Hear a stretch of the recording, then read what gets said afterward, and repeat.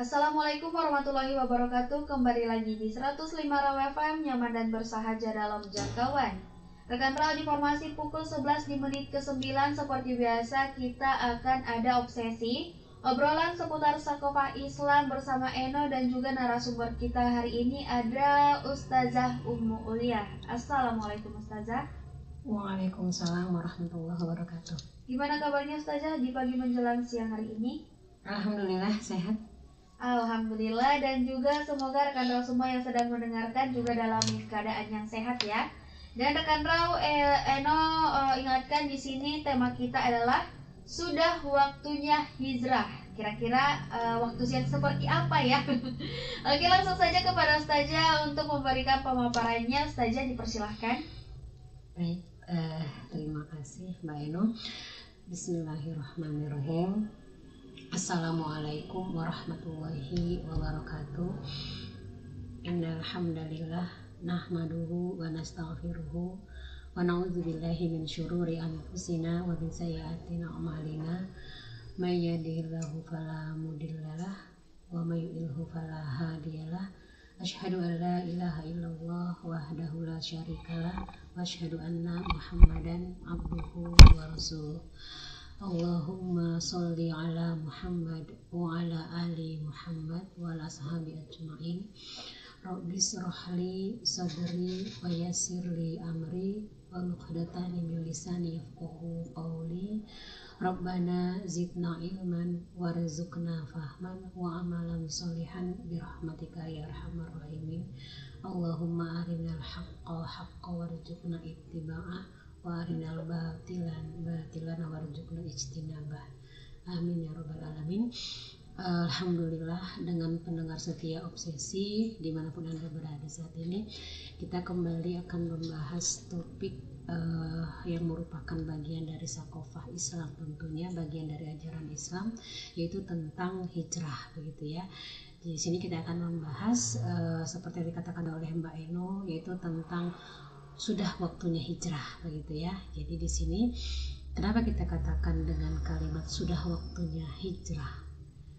Karena kita melihat fakta hari ini, begitu ya, melihat kondisi kita hari ini yang semakin hari kita katakan semakin parah, begitu ya, semakin memprihatinkan kondisinya gitu, semakin kita katakan krisis multidimensi, multidisiplin, kita katakan kondisi yang semakin rusak, yang semakin memprihatinkan, semakin miris. Tentunya seperti apa yang sudah juga pernah kita bahas pada pembahasan opsi yang sebelumnya, yang paling fokusnya terkait dengan konsep tentang perubahan, begitu kan. Bagaimana kita tergambar dalam pembahasan tersebut, kalau kita sudah mendapatkan suatu pemahaman, kita menyadari bahwa kondisi sekarang yang kita alami kondisi yang tidak baik-baik saja, begitu kan, kondisi yang rusak. Maka apa yang seharusnya kita lakukan? Berarti kan kita harus berusaha beranjak dari kondisi tersebut, kan begitu. Bagaimana caranya? Caranya kita harus betul-betul dulu memahami, menyadari fakta tentang kerusakan yang terjadi tersebut, yang tadi kondisi tidak baik-baik saja itu. Kemudian tentunya setelah itu kita harus mencari tahu dulu, gitu kan, apa yang menjadi akar permasalahannya. Nah, itu bahkan berarti kan butuh juga kita mengatakan ilmunya di situ. Setelah ada kita memahami akar permasalahannya itu apa, maka akan kita bawa kemana perbaikannya, gitu kan, solusinya, beranjaknya tadi. Nah, berarti kan kita harus memahami kembali apa solusi tuntas, gitu kan, apa yang menjadi penyelesaian dari semua permasalahan yang sudah semakin rumit tadi itu, menuju kepada kondisi yang kita katakan kalau dia merupakan solusi, berarti kondisi yang lebih baik, gitu kan, dari yang kondisi yang sebelumnya. Ini kita katakan itu merupakan perubahan, konsep perubahan yang hakiki, begitu. Nah, jadi kalau kita kaitkan dengan materi kita hari ini, sebetulnya kan hampir sama itu ya. Arti dari hijrah kan berarti kan kita berpindah, begitu kan. Artinya berpindah itu bagaimana? Ya mengalami perubahan dari yang dia kita katakan baik menjadi lebih baik. Kalau yang kita katakan tadi misalnya kondisi yang buruk menjadi baik begitu kan. Nah ini kenapa kita bahas kembali pada hari ini dikaitkan dengan hijrah, karena kan baru sekitar berapa hari, mungkin 6-7 hari yang lalu ya, hari Ahad yang lalu kan kita memperingati tahun baru Islam, tahun 1446 Hijriah. Jadi ini sangat pas kita bahas tentang hijrah dengan momen kita telah memasuki tahun baru Islam, telah memasuki tahun yang baru. Tentunya biasanya kalau kita bicara tentang tahun baru itu merupakan tambahan waktu dan ada harapan baru begitu kan, yang harus kita wujudkan dari kondisi-kondisi yang sebelumnya. Ada harapan baru dari kondisi-kondisi yang kita katakan yang buruk sebelumnya menjadi lebih baik untuk masa yang akan datang. Jadi di sini saya coba memulai pembahasan kita. Ada satu yang bisa kita baca di akun Instagramnya Pak Jokowi ya, Presiden Republik Indonesia, menyatakan bahwa kalimatnya di situ, memasuki tahun baru Islam 1446 Hijriah, mari kita tingkatkan ketakwaan dan keimanan kepada Allah Subhanahu wa taala. Itu merupakan kutipan yang terdapat pada akun Instagram tersebut, menggambarkan tentang mengingatkan kita tentang peringatan dan memasuki yang namanya tahun baru. Nah, jadi kalimat di situ jelas kita katakan ada kata-kata ketakwaan dan keimanan. Walaupun kalau kita membahas dari susunan kata, kalau kita membahas dari susunan katanya itu kan takwa dulu apa iman dulu gitu kan. Harusnya memang kan iman dulu baru takwa gitu ya. Kalau misalnya ahli bahasa dan ahli yang kita katakan dari sisi agama itu kan dia kalau kita katakan runutan, iman itu memunculkan takwa gitu kan, bukan takwa baru iman. Tapi itu menjadi permasalahan lah. Tapi yang jelas harusnya kita memasuki tahun baru tetap bekal kita itu apa? Iman, kemudian takwa. Itu sudah hal yang pasti gitu kan.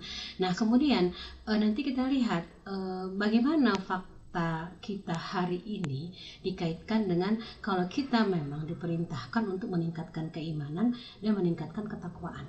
Jadi artinya kondisi kita secara skup individu, kemudian kita katakan skup masyarakat, skup negara, sampai kita katakan segelintir internasional, apakah kondisi hari ini kita ingin nggak lebih baik gitu kan. Jadi kita tidak bisa hanya menyatakan hanya membahas sebatas konsep skup individu.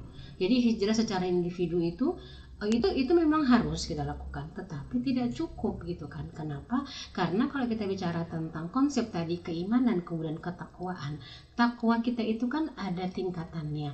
Takwa kita katakan tingkatan dalam artian skupnya, ketakwaan individu, ketakwaan kita katakan secara kolektif, artinya konteks dalam masyarakat, kemudian konteks negara, bahkan kita katakan seluruh dunia gitu. Dan ketakwaan tingkat-tingkatan ini itu dia saling terkait gitu. Artinya tidak bisa kita melaksanakan ketakwaan itu secara utuh, secara sempurna dalam konteks individu kalau tidak ada tercapai yang namanya ketakwaan secara kolektif gitu kan, tingkatan masyarakat, negara, bahkan internasional. Itu memang fakta akan terlihat seperti itu. Maka tiga-tiganya harus berjalan. Maka kalau kita bicara tentang hijrah, karena kita bicara nanti tentang bagaimana perubahan yang kita harapkan, ini menjadi suatu bahan evaluasi buat kita gitu kan, renungan diri kita secara individu, masyarakat, sampai konteks kita katakan negara dan seluruh dunia. Apakah kita menyadari kondisi sekarang tidak baik-baik saja, kemudian bagaimana kita bisa berusaha untuk hijrah gitu kan, berpindah dari yang kondisi yang tadi kita katakan tidak baik-baik menuju kondisi yang lebih baik begitu kan. Nah itu yang kita katakan makna dari kalau kita berbicara tentang tahun yang baru, hakikatnya adalah ada tambahan waktu, kemudian ada harapan untuk menjadi lebih baik. Jadi itu yang kita katakan dari sisi hakikatnya. Nah sekarang yang jadi permasalahan yang kita hadapi, nah ini nanti kita bahas runutannya, alurnya begitu ya. Kita akan membahas dulu nanti dari sisi tadi sudah kita bahas tentang dari sisi maknanya, apa makna tahun baru itu dikaitkan dengan tadi katakan tahun baru Hijriah. Kemudian kita akan melihat juga bagaimana kondisi kita hari ini yang tadi kita katakan ingin kita rubah. Berarti kan harus kita samakan dulu persepsinya. Benar nggak kita merasakan kondisi-kondisi yang sekarang itu memang tidak baik-baik saja gitu kan. ini nanti sebetulnya terkait dengan kalau kita pernah mengingat kembali pembahasan hijrah ini kan merupakan hijrahnya Rasulullah itu kan dari Mekah dengan para sahabat itu kan menuju ke Madinah, yang dikatakan hijrah dari Darul Kufur kemudian kepada Darul Islam gitu kan. Nah, hijrah ini tentunya nanti kita lihat bagaimana kondisi Mekah yang Rasulullah tinggalkan itu dengan kondisi mereka kita katakan jahiliyah pada waktu itu, kemudian Rasulullah melanjutkan dakwah Islam, kemudian sampai mendirikan kehilafahan itu kan kita katakan mendirikan bukan kehilafahan ya maaf, daulah Islam, karena kalau khilafah itu kan setelah Rasul tidak ada, karena arti dari khilafah itu kan dia pengganti, tapi mendirikan daulah pertama di Madinah. Nah ini kita katakan berarti kondisi ini ada kondisi yang dikatakan kondisi jahiliyah, kemudian berubah menjadi kondisi yang kita katakan kondisi yang sesuai dengan Islam. Nah ini bisa kita katakan dengan fakta hari ini, apakah kita bisa dikatakan sekarang merupakan kondisi jahiliyah begitu kan? Ada banyak pernyataan para ulama, atau bahkan saya juga pernah membaca sebuah buku yang memberikan judul tentang jahiliyah modern. Apa itu gitu kan? Jahiliyah modern ternyata nanti kita bahas pada sesi berikutnya, bahwa jahiliyah modern itu ternyata tidak berbeda dengan apa yang disebut jahiliyah pada masa Rasulullah itu meninggalkan kota Mekah dengan jahiliyah pada waktu itu menuju kondisi yaitu merubah kondisi jahiliyah menjadi kondisi yang dia dilandasi oleh Islam. Nah, kalau sekarang kita bisa bersepakat menerima bahwa kita sekarang memang kondisi yang dikatakan dengan kondisi jahiliyah modern, nah berarti kondisi itu kita harus berhijrah, harus merubah kondisi jahiliyah modern tadi dengan semua keterpurukannya, semua permasalahannya menuju kepada kondisi yang dia menjadikan solusi itu adalah dari Islam, berdasarkan kepada Islam.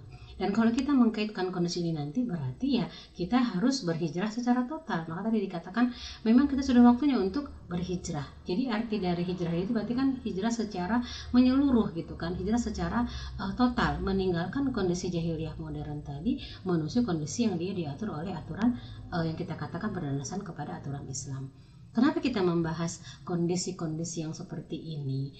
Kemudian dikaitkan dengan tadi keimanan dan ketakwaan. Karena kalau kita membaca, mengkaji kembali satu saja kita katakan apa yang merupakan firman Allah agar kita bisa merasakan keberkahan di dunia. Kemudian landasannya keimanan dan ketakwaan, silahkan nanti bisa kita lihat dalam Quran surat salah satunya ya Al-A'raf ayat yang ke-96.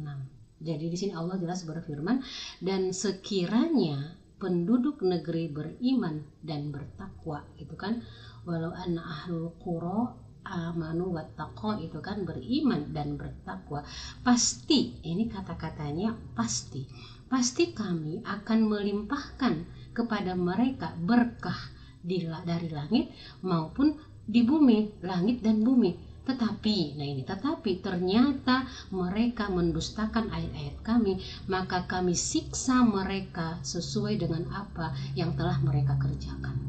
Jadi jelas digambarkan pada ayat ini tentang keniscayaan akan turunnya berkah yang melimpah pada suatu kaum itu kan, penduduk negeri ahlu qura itu kan, bahkan dikatakan berkah itu tidak hanya dijanjikan datang dari bumi, bahkan diturunkan dari langit. Jadi menunjukkan bagaimana berlimpahnya, tidak ada batasnya gitu kan berkah tersebut, hingga mereka otomatis akan bangkit menjadi bangsa, menjadi suatu umat yang kita katakan mulia, bahkan sebaik-baik umat, khairu ummah, sebagaimana yang Allah berikan predikat kepada kita kan, kuntum khairu ummah. Tetapi kalau tidak, tapi yang terjadi apa pada akhir itu? Hanya saja dikatakan Allah Subhanahu wa taala juga menegaskan bahwa syarat datangnya berkah itu apa? Tertancapnya keimanan dan ketakwaan pada diri mereka. Jadi akidahnya sudah nggak ada lagi permasalahan.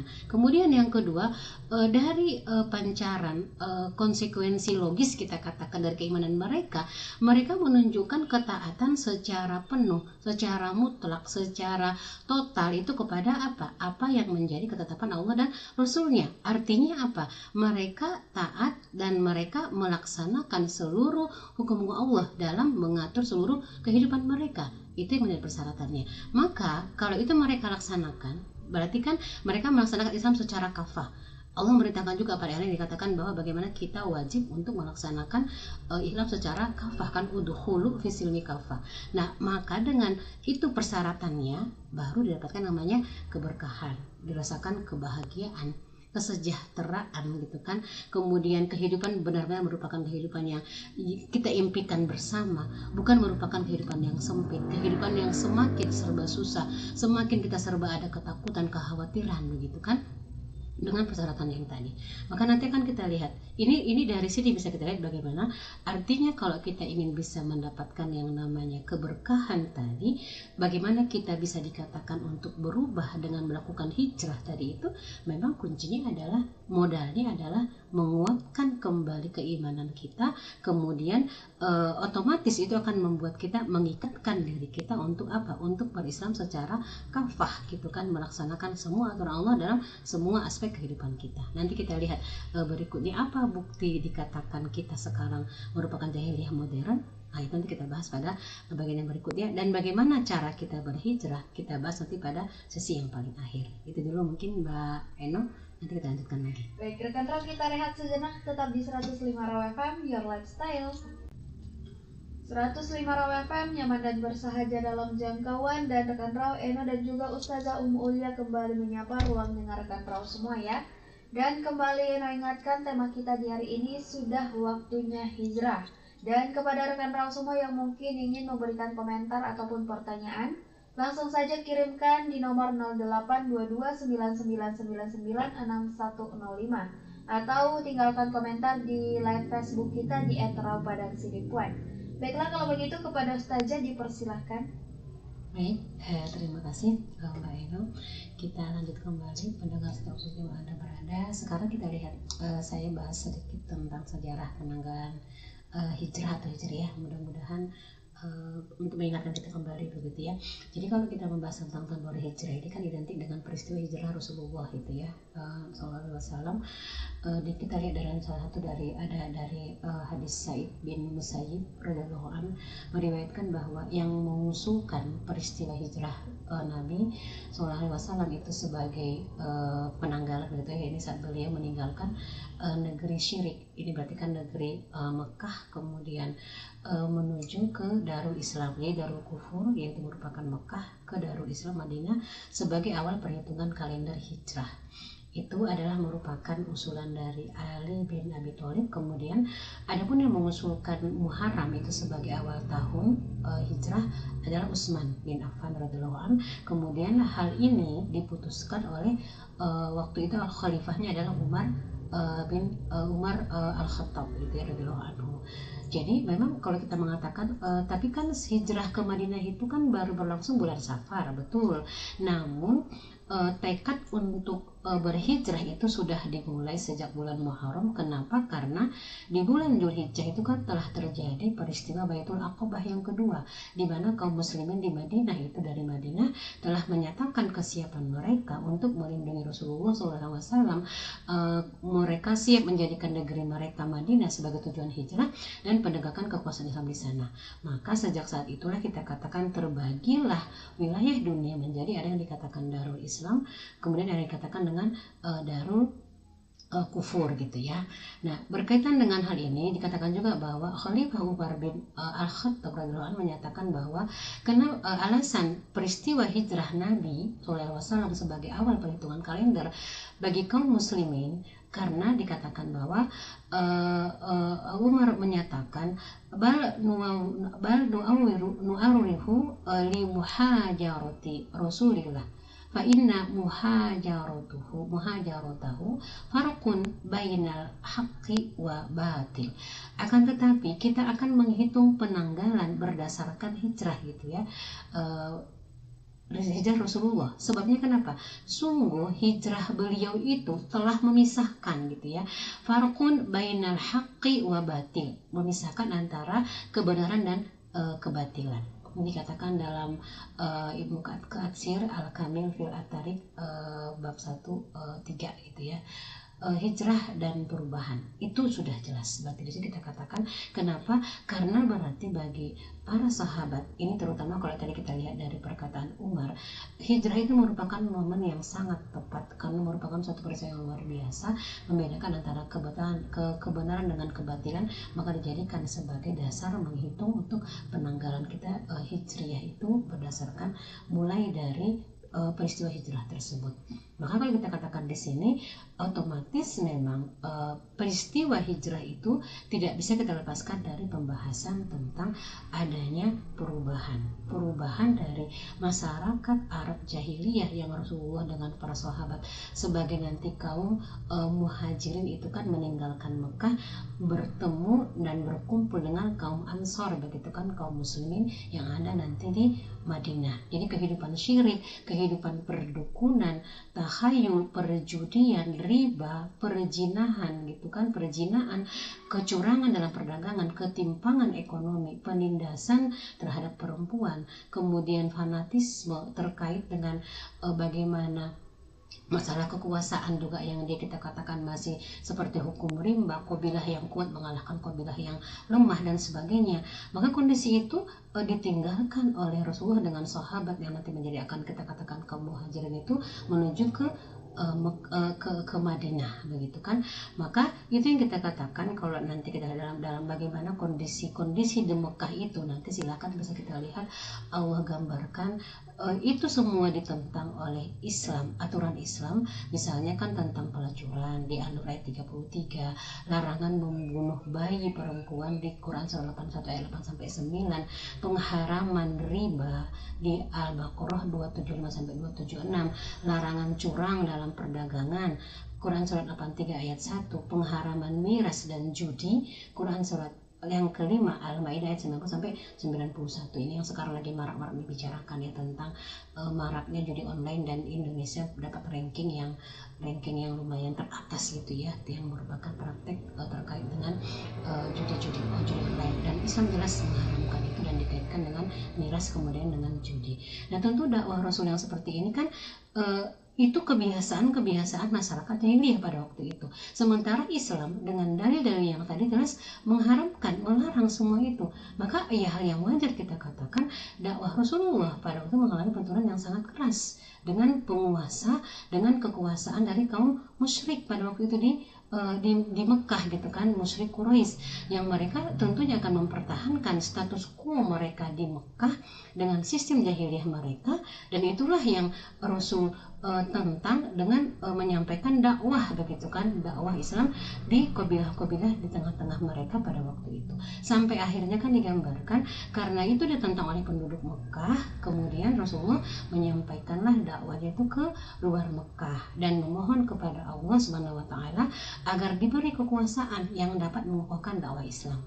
Ini sering insya Allah kalau kita baca dalam sholat tahajud, sholat malam itu ya, Quran surat Al-Isra ayat yang ke-80 ya. Ini merupakan doa Rasul kan pada waktu Rasul melakukan dakwah di luar kabilah Mekah. Dikatakan di sini wa qul rabbi adkhilni mudkhala sidqin wa akhrijni mukhraja sidqin waj'alni min ladunka sultanan nasira.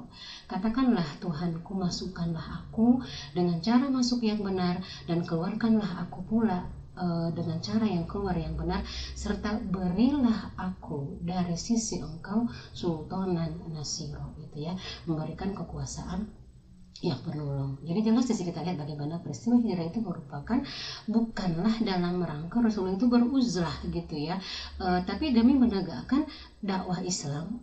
Bagaimana dia bisa terlaksana dengan institusi sebuah daulah, sebuah negara yang nanti dia bisa menjalankan sistem kehidupan Islam secara kafah, secara keseluruhan gitu kan. Maka itu nanti kita lihat akhirnya di dalam sirah itu Madinah lah yang menjadi titik sentral dakwah dan kekuasaan Islam pada waktu itu, yang kita katakan dengan nuqtah al-irtikas gitu ya. Dari situlah kemudian kekuasaan di Madinah itu dakwah Islam itu menyebar begitu kan ke seluruh negeri-negeri, ke seluruh kabilah, hingga akhirnya kan Rasulullah wafat gitu kan. Pada waktu itu kekuasaan negara Islam itu kan sudah menguasai sampai Jazirah Arab, dan kemudian dengan dakwah inilah maka kita pun di Indonesia itu kan mendapatkan yang namanya agama Islam tersebar. Jadi ini kita katakan akhirnya kan umat Islam, umat manusia dikatakan itu berbondong-bondong masuk ke dalam Islam gitu kan, orang Islam karena menyaksikan kemuliaan dan keadilan dari penerapan ideologi Islam tersebut. Itu kan digambarkan dalam Quran Surah An-Nasr itu ya, berbondong-bondong masuk ke dalam Islam.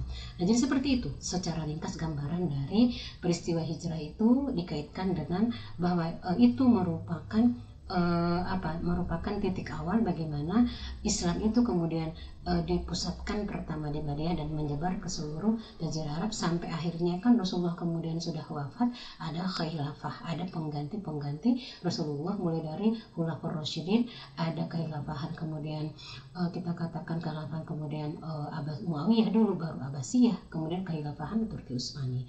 Nah kondisi tadi itu kita kaitkan dengan bagaimana dengan kita hari ini. Tadi kan digambarkan kondisi jahiliyah Mekah yang Rasulullah hadapi itu. Kemudian para ulama banyak yang mengatakan sekarang pun kita merupakan kondisi jahiliyah gitu kan. Tapi bukan jahiliyah masa Quraisy gitu ya, tapi jahiliyah modern. Kenapa bisa dikatakan seperti ini? Bisa kita lihat jahiliyah itu kan kalau kita bahas dari sisi arti merupakan sifat yang identik dengan kondisi yang bertentangan dengan ketentuan syariah Islam. Nah keadaan ini ternyata terjadi pula nggak hari ini? Ya kita lihat faktanya lah. Apakah kita sekarang, kondisi kita sekarang itu ketentuan yang ada bertentangan nggak dengan syariat Islam? Apakah yang sekarang kita terapkan di tengah-tengah kita itu merupakan aturan atau kita katakan merupakan syariat Islam? Ternyata ya silahkan dilihat, kita nggak bisa memungkiri itu. Kita sekarang bukan berada di bawah yang namanya penerapan syariat Islam. Maka Allah jelas menyatakan merupakan pertanyaan retorika lah gitu ya buat kita umat Islam. Allah berfirman dalam Quran surat Al-Maidah ayat yang ke-50. Allah jelas mengatakan di sini, afa hukma jahiliyah yabghun wa man ahsanu minallahi hukman liqaumi yuqinun. Apakah hukum jahiliyah yang mereka kehendaki? Hukum siapakah yang lebih baik daripada hukum Allah bagi kaum yang yakin? Jadi ini jelas, jadi arti dari jahiliyah itu dikaitkan dengan hukum jahiliyah yang itu bukan merupakan hukum dari apa yang Allah tetapkan dari Al-Quran kemudian dari hadis gitu kan. Silahkan nanti dilihat dari semua pembahasan tafsir tentang ayat ini, jelas dikatakan bahwa arti dari hukum yang dia bukan merupakan hukum Allah tadi itu merupakan hukum jahiliyah gitu kan. Saya ambil satu dari Ibnu Katsir misalnya, tafsir Katsir mengatakan, Imam Al-Hasan menyatakan Al-Basri juga mengatakan siapa saja yang berhukum dengan selain hukum Allah berarti dia berhukum dengan hukum jahiliyah. Nah, fakta hari ini kita hidup dalam sistem jahiliyah modern. Apa jahiliyah modernnya? Sistem sekularisme, liberalisme, dan kapitalisme. Kemudian sistem pemerintahannya yang diturunkan dari sekularisme, liberalisme, dan kapitalisme itu apa? Yaitu sistem demokrasi. Ajaran Islam itu dikebiri, ini kan jangan kita katakan sekuler, hanya dalam urusan ibadah bahwa Islam, masalah akhlak Islam dibawa, masalah keluarga pas waktu nikah, pas waktu membicarakan waris, pas waktu mau cerai misalnya baru ingat hukum Islam. Sementara yang lain tidak dibawa dikaitkan dengan hukum Islam. Bahkan akidah umat pun sekarang kita katakan terancam dipaksa untuk menerima yang namanya paham pluralisme begitu kan, kemudian sinkritisme gitu. Jadi ini kan kita katakan berarti jelas dia merupakan sekularisme, merupakan jahiliyah modern, merupakan akibat dari sekularisme, liberalisme tadi.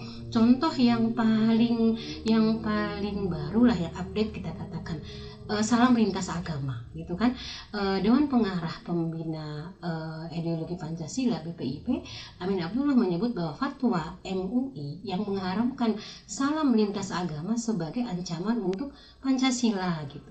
Jadi ini kan kita lihat di sini bagaimana sekularismenya. Artinya di sini sama artinya berarti kan BPIP menyatakan bahwa ajaran Islam itu sebagai musuh gitu kan dalam negeri. Ya silahkanlah kita cari tahu ke orang yang tepat punya ilmu tentang hal tersebut, sampai MUI itu menyatakan bahwa mengharamkan yang namanya salam lintas agama dan itu dikatakan bertentangan dengan Pancasila. Ini kan berarti kan membuat suatu seolah membuat suatu masalah yang seolah-olah dia bandingkan suatu hal yang sangat berbahaya. Apakah apakah benar seperti itu gitu kan. Yang kedua, kualitas ibadah kita katakan. Kondisi kita hari ini, ibadah umat Islam itu pun kita katakan jauh dari kata layak. Ada satu survei tahun 2018 ya, masih beberapa tahun yang lalu, survei dari Kaderisasi Pemuda Dewan Masjid Indonesia DMI yang bekerja sama dengan Mari Institute mengatakan bahwa 33,6% data anak muda yang selalu datang beribadah di masjid setiap hari, hanya 33%. Kemudian dari data yang sama, sumber yang sama menyatakan bahwa masih ada 65% Muslim Indonesia itu yang belum bisa membaca Al-Quran. Berarti kan ini sangat miris sekali gitu kan. Masalah sosial banyak, kita nggak bisa bahas hari ini. Nilai-nilai sosial di tengah-tengah masyarakat yang sudah semakin hedonis, kita katakan semakin hedon, semakin mereka hanya hidup untuk kepuasan secara fisik. Muncul budaya serba boleh gitu kan, permisivisme, kemudian dampak dari perzinahan silahkan di tengah-tengah kita. Sangat miris datanya menyatakan tahun 2023 BKKBN itu mencatat bahwa 60% gitu ya, 60% remaja usia 16 sampai 17 tahun sudah melakukan hubungan seksual. 60%. Kemudian lalu pada usia 14 sampai 15 tahun ada sebanyak 20% dan 19 sampai 20 itu merupakan sebanyak 20%. Bisa kita bayangkan, anak 14 tahun itu mereka sudah pernah melakukan hubungan seksual. Pada saat yang sama, masalah bagaimana terkait dengan masalah mirisnya tentang terjadinya aborsi dan sebagainya gitu kan, itu kita bahas dari sisi sosialnya. Dan kondisi ini apa bedanya dengan zaman jahiliyah Quraisy gitu kan? Ini jahiliyah modern. Demikian juga dalam sistem pendidikannya, dalam sistem ekonomi. Bagaimana kekuatan dari kapitalisme, kekuatan dari liberalisme itu juga merupakan yang sangat memprihatinkan gitu kan, kalau kita membahas dari sisi sistem ekonominya, yang dia merupakan ekonomi kapitalisme dan liberalisme. Ini sudah sangat sering kita bahas di obsesi gitu kan. Yang paling update mungkin misalnya kebijakan-kebijakan penguasa yang itu menguntungkan para korporat begitu kan, malah semakin menzolimi terhadap rakyatnya. Misalnya tentang tapera itu kan yang sudah kita pernah bahas yang terbaru. Demikian juga dengan kondisi perpolitikannya. Nah ini semua kondisi yang kita katakan kondisi jahiliyah modern yang kita rasakan, yang kita alami saat ini, itu merupakan kondisi yang memang dia jelas ada benang merahnya, ada kesamaan gitu kan dengan kondisi jahiliyah di masa Rasulullah pada waktu di Mekah pada waktu itu gitu kan. Nah kemudian dari kondisi yang terjadi hari ini, apa yang berarti harus kita lakukan? Ya tidak ada lain, bukan kita harus berhijrah secara total gitu kan. Kondisi umat saat ini itu harus diadakan perubahan secara total. Kalau secara lain itu bagaimana? Ya meninggalkan semua yang Allah larang menuju ketaatan total kepadanya. Rasulullah berfirman dalam sebuah hadis, ini hadis riwayat Bukhari, wal muhajiru man hajaru manahallahu anhu. Ini singkat kata-katanya itu. Wal muhajiru, orang yang berhijrah adalah siapa? Man hajaru manahallahu anhu. Jadi orang yang berhijrah adalah orang yang meninggalkan segala yang Allah larang. Jadi meninggalkan segala yang Allah larang. Itu sudah jelas, berarti artinya memang tidak cukup kalau kita mengatakan hanya berhijrah secara pribadi, memperbaiki ibadah pribadi, memperbaiki akhlak pribadi. Lebih dari itu, umat wajib untuk disuruh menjalankan, karena Allah menyatakan ya ayyuhalladzina amanu udkhulu fis-silmi kaffah gitu kan. Wahai orang yang beriman, maka masuklah ke dalam Islam secara kafah. Artinya secara kafah itu bagaimana? Islam punya aturan semua permasalahan kehidupan manusia, dari masalah A sampai dengan masalah Z. Maka Allah menetapkan secara jelas dalam Quran surat An-Nisa ayat yang ke 65. Allah menyatakan di sini, fala wa rabbika la yu'minuna hatta yuhaqqimuka fi ma syajara bainahum summa la yajidu fi anfusihim harajan mimma qadaita wa yusallimu taslima. Ini Allah menyandingkan antara fala wa rabbika la yu'minuna, demi Tuhanmu mereka pada hakikatnya tidak beriman. Hingga apa? Hingga mereka menjadikan kamu Muhammad sebagai hakim. Artinya yang Rasulullah bawa, berarti kan Al-Quran dengan As-Sunnah syariat Islam, dalam perkara yang mereka perselisihkan. Berarti menjadi solusi semua permasalahan manusia. Kemudian bagaimana? Kemudian mereka tidak merasa adanya dalam hati mereka itu suatu hal yang keberatan.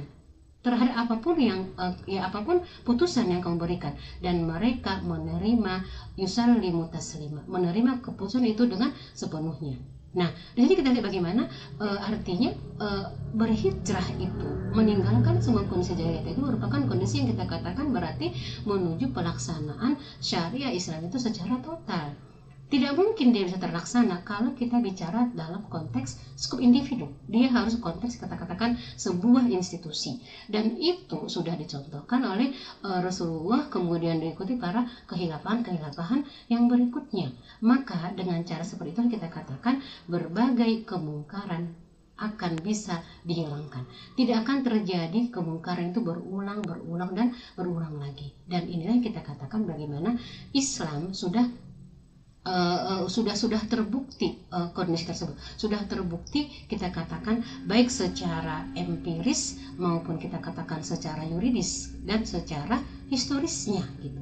Jadi artinya bagaimana Islam itu sebagai solusi tuntas kondisi jahiliyah modern tadi menuju kepada sistem Islam itu sudah pernah dicontohkan dari kondisi jahiliyah pada waktu masa kafir Quraisy, kemudian menuju kepada kondisi yang kita katakan batu langkah pertamanya Rasulullah hijrah ke Madinah. Dan itu terbukti sampai kemudian Rasulullah wafat, ada kehilafahan Khulafaur Rasyidin, ada kehilafahan yang berikutnya. Kemudian secara empirisnya bagaimana? Memang terbukti pelaksanaan sistem Islam secara total itu dia bisa menyelesaikan permasalahan yang terjadi. Kalaupun terjadi kondisi yang kita katakan permasalahan, dia jumlahnya, angkanya sangat kecil. Angkanya akan sangat kecil. Kenapa? Karena manusia itu kan juga bukan malaikat, pasti pernah berbuat salah. Ada nggak angka kriminal pada waktu Islam diterapkan? Ada nggak pencuri? Ada gitu kan. Ada nggak pezina? Ada, tapi tidak seperti yang kita rasakan hari ini gitu kan. Kemudian arti dari secara historis bagaimana? Sudah pernah diterapkan dan pernah terjadi gitu kan.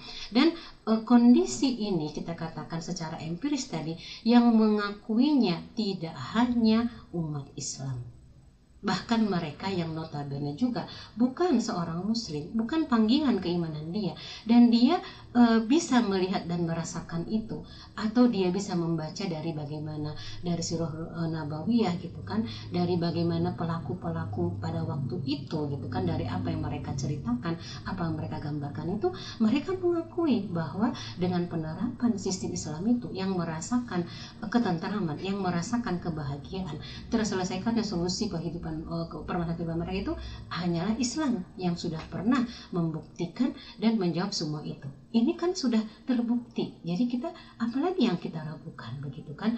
Kalau kita sebagai seorang muslim tidak menerima Islam sebagai solusi semua permasalahan kehidupan kita, yang dia bukan muslim saja menerima itu dan membenarkan itu, terus kita mau jadi apa gitu kan? Ya kalau enggak sekalian aja, kalau gitu jangan menjadi seorang muslim, jelas dia berbeda, kafir gitu kan, dia tidak mengakui. Tapi kalau kita masih mengaku sebagai seorang muslim, kemudian kita tidak menerimanya, nauzubillah sampai menentangnya, dipertanyakan apa keimanannya gitu kan.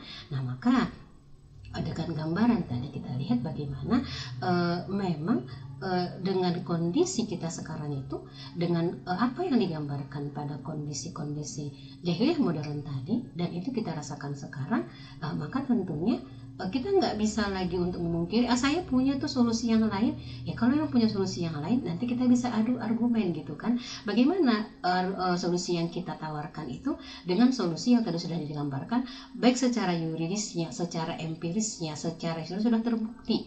Nah itu kan nanti dari hasil bagaimana kita untuk mendiskusikan itu, kita berargumen dengan dalil masing-masing, nanti akan terlihat mana yang memang sudah betul-betul dia teruji dan sudah terbukti. Jadi ini yang kita katakan gambaran dari sudah saatnya hijrah tadi memang harus seperti ini. Artinya kenapa harus seperti ini? Siapa lagi yang harus kita contoh kalau bukan dari apa yang Rasulullah laksanakan, bagaimana yang digambarkan oleh para sahabat gitu kan. Nah seperti inilah gambarannya yang kita katakan hijrah secara total itu adalah meninggalkan hukum jahiliyah kemana? Menuju kepada sistem Islam. Itu yang tidak digambarkan di konsep di awal itu. Konsepnya adalah konsep perubahan hakiki, fahami fakta hari ini. pahami kerusakan hari ini, kemudian kita kembalikan.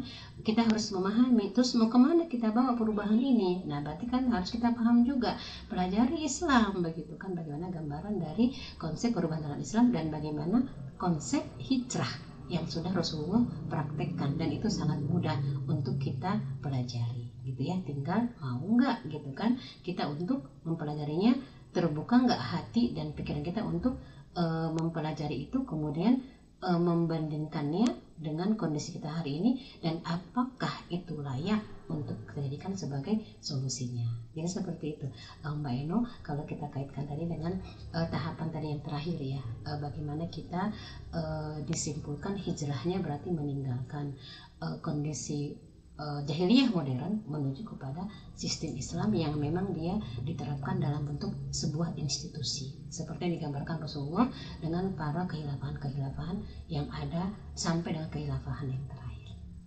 Demikian Mbak Eno. Baik, dan saja kita sudah memasuki sesi terakhir, tapi sebelum itu ini ada satu pertanyaan masuk Ustazah. Oh iya, silakan. Oke, wassalamualaikum Ustazah, boleh bertanya tentang jahiliyah modern yang saat ini telah dipaparkan. Saya butuh pencerahan tentang hijrah dari jahiliyah, tapi sepertinya dia menggunakan itu mungkin sebuah topeng Ustazah katanya. Untuk suatu kepentingan, contohnya dia baik tapi dia menerima uang tutup masalah, dia beribadah tapi dia korupsi. Minta pencerahannya Ustazah. Iya. Serem juga ya dengar kata hijrahnya topeng gitu ya. Berarti kalau langkah pertamanya kayak lagu tuh, buka dulu topengmu gitu ya. Iya, kalau kita lihat fakta yang seperti itu, berarti kita kembali ke permasalahan, ke pangkalnya. Kita berbuat, kita beramal, sampai kita membahas ini, kita mau berubah, kita mau berhijrah meninggalkan kondisi yang modern itu, dia akan mendapatkan suatu hakikat kalau didasari oleh iman dan akan muncul itu karena ikhlas. Artinya dia melakukan perubahan tadi itu berarti semata-mata hanya mengharapkan ridho Allah Subhanahu wa Ta'ala. Jadi kalau seperti itu maka hijrahnya itu dia secara total. Kalau tadi kan berarti kan hijrahnya itu masih hijrah sekularisme gitu ya. Berarti di situ dia mungkin memaknai hijrahnya topeng tadi hanya sebatas masih menjadikan sekularisme itu sebagai landasan kehidupannya. Jadi dia merasa hijrahnya hanya sebatas meningkatkan, memperbaiki ibadah-ibadah ritual saja. Tapi dalam masalah muamalah, karena tadi sekuler, dia berarti kan tidak secara kafah, tidak secara utuh, masih melakukan praktek tadi suap misalnya, masih menerima misalnya sistem, berarti kan dia merupakan sistem dari kapitalisme, masih melakukan misalnya kita katakan sistem yang dia dari sosialismenya, sosial dari sistem kapitalisme, dari liberalisme, dari sekularisme. Dia masih misalnya kalau anak-anak muda masih pacaran, iya saya sudah hijrahnya hanya sebatas sudah menutup aurat tapi pacaran masih gitu kan. Berarti kan di sini berarti konsep awalnya dia berarti belum memahami secara utuh bagaimana sih yang namanya hijrah itu di dalam pandangan Islam. Otomatis harusnya dia meninggalkan semua kondisi yang itu merupakan gambaran dari sekularisme tadi gitu kan. Karena yang namanya Islam kafah itu yang kita katakan merupakan perintah Allah kepada siapa? Allah memulaikan dengan kalimat yaitu kan ya ayyuhallazina amanu. Tadi kita membahas di awal, orang yang dia menjadikan keimanan dan ketakwaan sebagai landasan dia untuk berhijrah, itu otomatis maka keimanan dia itu kan masalah akidah aman gitu ya. Dia yakin Allah sebagai sang pencipta, Rasul sebagai utusan Allah dan seterusnya sampai dengan qada qadar gitu kan. Langkah berikutnya apa konsekuensinya? Ketakwaan dia itu akan terlihat dari landasan keimanannya. Maka tidak akan ada satu hal pun dalam sisi kehidupan dia, dalam ruang kehidupan dia yang dia masih menerapkan apa yang itu merupakan hal yang Allah larang. Jadi dia satu paket komplit gitu. Jadi kalau tadi dikatakan dia merupakan topeng, itu berarti dia menjadi topeng karena dia berarti belum secara utuh menjadikan Islam sebagai landasan kehidupannya. Masih terpengaruh dengan azas yang kita katakan tadi merupakan ideologi sekularisme. Jadi harusnya apa yang dilakukan? Memang harus dia campakkan dulu jauh-jauh sekularisme itu tadi. Karena sekularisme itu nanti turunannya itu ada kapitalisme, ada liberalisme, ada nanti kita katakan demokrasi. Jadi kalau sudah dia campakkan jauh-jauh yang namanya sekularisme, maka 3 hal tadi juga akan dia tinggalkan. Terus menuju kemana? Menuju kepada Islam kafah. Maka mudah-mudahan tidak ada lagi yang namanya istilah topeng tadi gitu ya, karena dia sudah secara utuh untuk betul-betul bisa menerapkan Islam secara kafah. Itu yang merupakan gambaran dari hijrah secara total yang dia lakukan. Jadi seperti itu Mbak Eno. Baik, semoga bisa menjawab pertanyaan dari rekan Rao tadi. Kepada Ustazah langsung saja Ustazah, ini untuk closing statement kita di hari ini. Ya, baik. Terima kasih Mbak Eno. Mudah-mudahan yang bertanya bisa lebih memuaskan lagi, terpuaskan begitu ya. Kalaupun belum terpuaskan, mudah-mudahan setiap minggu istiqomah mendengarkan obsesi gitu ya Mbak Eno ya. Baik, saya ingin menutup pembahasan kita pada hari ini. Yang pertama kembali ke judul. Memang kita sekarang sudah saatnya, sudah waktunya kita untuk hijrah. Bagaimana hijrah yang diperintahkan di dalam Islam itu adalah hijrah secara totalitas dengan meninggalkan sistem jahiliyah hari ini. Yaitu apa sistem jahiliyahnya? Sekularisme yang dia merupakan menurunkan yang namanya menjadi liberalisme, kemudian menjadi kapitalisme, dan dikatakan menjadi sebuah sistem yang mengatur politiknya dengan demokrasi. Itulah yang kita katakan merupakan sistem jahiliyah modern saat ini. Di zaman Rasulullah kan tidak disebutkan dengan istilah seperti itu, tapi esensi dari sekularisme itu, esensi dari kapitalisme itu, esensi dari liberalisme, esensi dari demokrasi itu tergambar dari kafir jahiliyah pada waktu masa di Mekah. Nah kemudian bagaimana kita bisa memahami ini? Pelajari betul-betul fakta yang ada, kemudian kuasai betul fakta tersebut sampai kita mendapatkan akar permasalahannya ke sistem jahiliyah tadi gitu kan. Tadi kan kita membahas ada fakta kerusakan sosial, kerusakan di bidang pendidikan, kerusakan di bidang ekonomi dan sebagainya. Nah kemana arahnya kita perubahan yang kita harapkan? Kemana hijrah totalnya?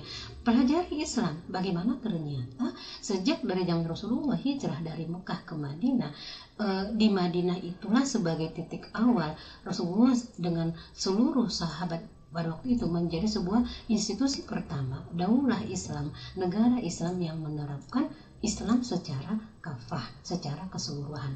Nah, bagaimana kita bisa yakin ini menjadi solusi jahiliyah modern? Percayalah, kalau kita nggak mempelajari dulu, nggak mendalami dulu, bisa jadi kita akan menolak.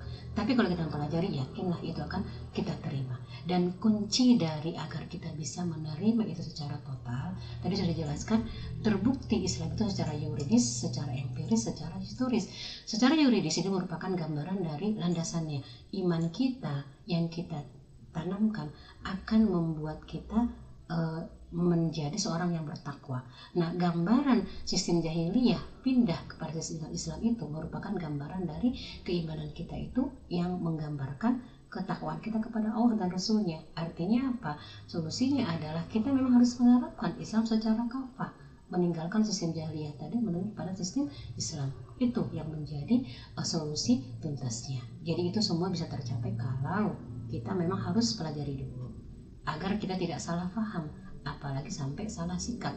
Nauzubillah kalau sampai kita seorang muslim malah menentang kalau dikatakan Islam sebagai solusi semua permasalahan kehidupan kita. Hati-hati kalau sampai kita menjadi orang-orang yang seperti itu. Nauzubillah gitu ya. Itu merupakan closing yang bisa saya sampaikan pada hari ini. Nah, mudah-mudahan semua tersemangati. Sudah waktunya kita harus hijrah. Bagaimana caranya? Tinggalkan sistem jahiliyah menuju kepada sistem Islam. Wallahu a'lam bishawab. Demikian Mbak Eno. Terima kasih. Wassalamualaikum warahmatullahi wabarakatuh. Waalaikumsalam warahmatullahi wabarakatuh. Dan rekan Rao semua, sekian dulu untuk obsesi kita di hari ini, dan semoga hijrah yang kita lakukan hijrah total ya. Iya, betul, Mbak. Dan rekan Rao, Eno juga harus pamit undur diri dari ruang dengar rekan Rao karena waktu tugas Eno sudah selesai. Baik rekan Rao, akhir kata dari Eno, wassalamualaikum warahmatullahi wabarakatuh.